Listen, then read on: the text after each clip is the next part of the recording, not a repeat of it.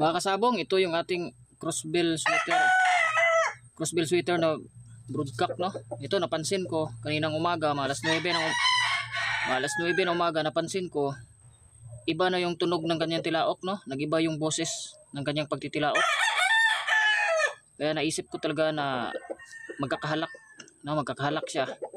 Kaya ang ginawa ko, bumili ako kaagad sa tindahan, dito tindahan malapit sa amin, ng Primoxil tablet. No? Kaso lang, wala silang Primoxil tablet, no? Wala silang Primoxil tablet. Ito lang meron sila, Amtil. Yan. Ito subok naman natin to, Amtil. Amtil, no? Ito po'y gawa ng Excellence, no? Pero ang kadalasan ko kasing ginagamit yung Primoxil tablet. At sa mga sisiw naman yung Primoxil powder.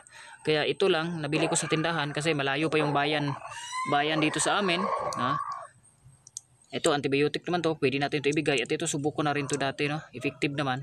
Ang importante meron tayong antibiotic na mabibigay sa ating alaga, no? Kasi malaki talaga yung chance na magkakalak to kasi nagiba yung kanyang boses ng kanyang pagtitilaok, no?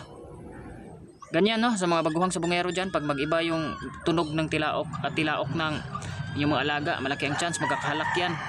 Importante, kahit anong antibiotic ibigay natin, importante meron tayong maibigay kaagad na gamot sa kanila para hindi na lumala. Kasi pag pinapabukas pa natin to, malaki talaga ang chance na lalala yung kanyang halak.